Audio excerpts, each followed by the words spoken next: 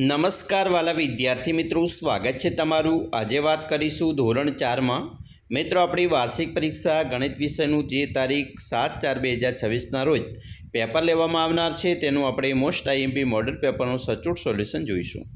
વિદ્યાર્થી મિત્રો, વિડીયોની શરૂઆત કરીએ તેના પહેલાં ખાસ ચેનલમાં નવા હોય તો ચેનલને પણ અવશ્ય સબસ્ક્રાઈબ કરી વિડીયોને લાઇક અને શેર કરવાનું ન ભૂલતા। વિદ્યાર્થી મિત્રો, ધોરણ 4માં ગણિત વિષયનું જે પેપર આવનાર છે તેની વાત કરીએ તો સૌપ્રથમ પ્રશ્ન નંબર 1 છે, નીચેના કોયડાઓ ઉકેલો। મિત્રો અહીંયા તમને 3 આપેલા છે, તેમાં ગમે તે 2 છે એ તમારે કોયડા ઉકેલવાના રહેશે। કોયડો નંબર 1 છે, મીરાએ બજારમાં વેચવા માટે 210 મીણબત્તીઓ બનાવી છે। 7 મીણબત્તીનું એક પેકેટ બનાવે તો કુલ કેટલા પેકેટ બનાવશે? તો મિત્રો અહીંયા 210ને આપણે 7 વડે ભાગવા પડે તો 7 તારી 21 થાય છે, બરાબર। 0 0 ઉપરથી જે 0 છે ઉતારીએ, પરંતુ ભાગ ના ચાલે એટલે 0 મૂકી દઈએ તો અહીંયા જવાબ આવશે 30, એટલે કે 30 પેકેટ છે એ બનાવવા પડશે। બીજું, એક ઈંટની કિંમત 6 રૂપિયા હોય તો 4000 ઈંટ માટે કુલ કેટલા રૂપિયા ચૂકવવા પડે? તો 4000 ગુણ્યા 6 એટલે કે 6 ચોક 24, 24000 રૂપિયા ઈંટોના ચૂકવવા પડે। 3, નીતિનભાઈ નિયમિત પોતાની શાળામાં વિદ્યાર્થીઓ માટે 90 નંગ ટી શર્ટ ખરીદે છે। જો દરેક પેકેટમાં 10 નંગ ટી શર્ટ હોય તો નીતિને કેટલા પેકેટ ખરીદવા પડે? તો મિત્રો અહીંયા નીતિને 90 ભાગ્યા 10 કરીએ એટલે 9 છે, જવાબ આવશે તો 9 પેકેટ ખરીદવા પડશે। પ્રશ્ન મિત્રો આગળ વિધાનો છે એના ખરા છે હોય તો સાચાની નિશાની અને ખોટા હોય તો ખોટાની નિશાની કરવાની છે। મિત્રો પહેલું છે, 18 પેન્સિલ 6 વિદ્યાર્થીઓની સરખે ભાગે વેચી શકાય? તો કે હા, બરાબર, 6 તરી 18 વેચી શકાય એટલે સાચું વિધાન છે। બીજું, એક રબરની કિંમત 2 રૂપિયા હોય તો 10 રૂપિયામાં 4 રબર આવે? તો કે ભાઈ ના, ન આવે એટલે વિધાન ખોટું। પ્રશ્ન 2 છે એની વાત કરીશું। નીચે આપેલા કોષ્ટકની માહિતીનું અર્થઘટન કરી નીચે આપેલા પ્રશ્નોના જવાબ આપવાના છે।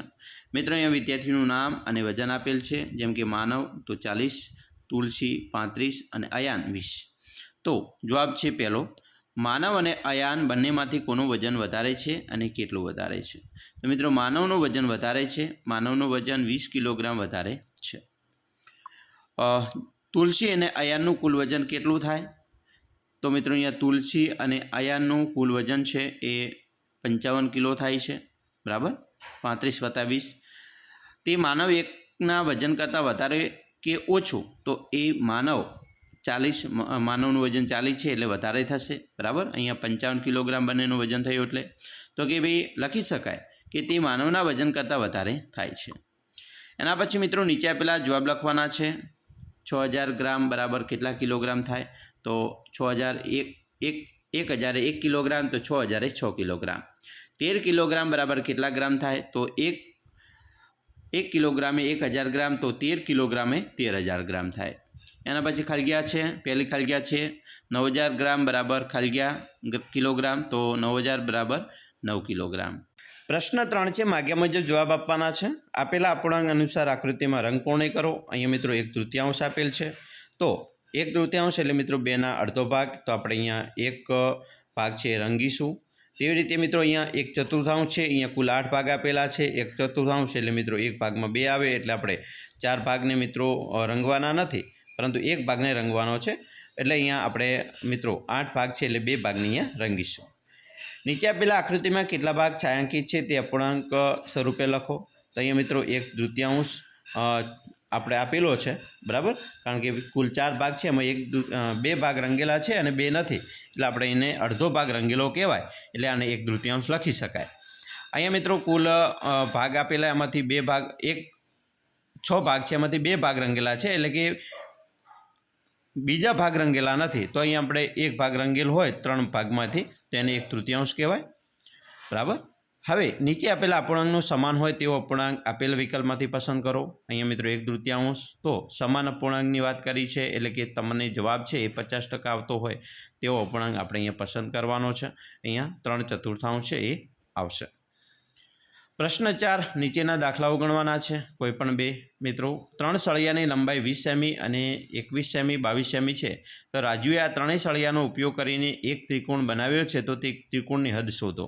તો મિત્રો ત્રિકોણની હદ થશે 20, 21, 22 એટલે કે 63 સેમી થશે। બીજું, એક બાગની લંબાઈ 120 મીટર અને પહોળાઈ 140 મીટર છે, તો બાગની ફરતે 2 હારવાળી તારની વાડ કરવા કેટલી લંબાઈનું તાર જોઈએ?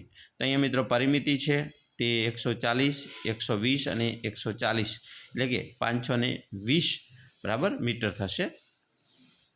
વાડ કરવા માટે 520 મીટર લંબાઈનો મિત્રો તાર જોઈએ. ત્રીજું છે, એક ચોરસ મેદાનની લંબાઈ 60 મીટર છે. વર્ષા આ મેદાનની ચારે બાજુ પર ફરતા 3 આંટા મારે છે, તો વર્ષા કેટલું અંતર ચાલી હશે? તો મિત્રો ચોરસ એટલે મિત્રો 4 ભાગ એટલે 60 × 4 કરીએ અથવા 60 + 60 જેટલા 4 વખત કરીએ તો જવાબ આવશે 360 મીટર.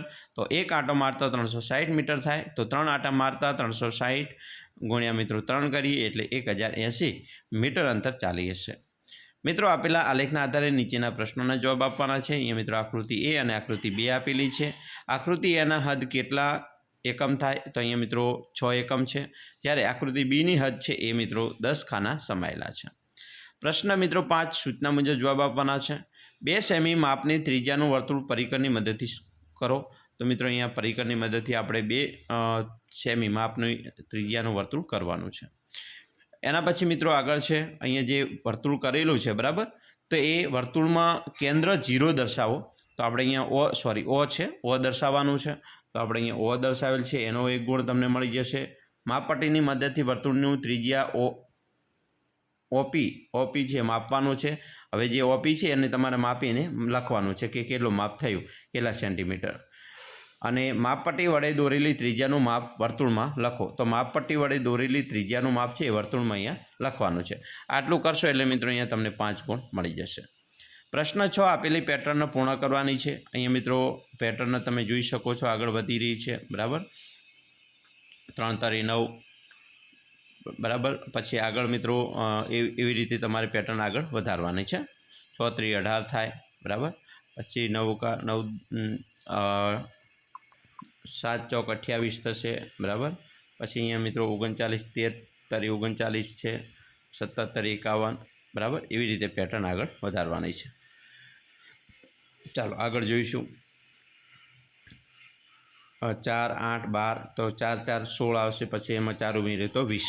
50 40 10 અહીંયા મિત્રો -10 10 થઈ રહ્યા છે, તો 20 અને 10 પેટર્ન આગળ વધારવાની છે મિત્રો. અહીંયા પહેલું 1 છે પાંદડું, પછી 2 પાંદડા, 3 પાંદડા. હવે જે પેટર્ન છે એ ચોથી પેટર્ન આવી થશે.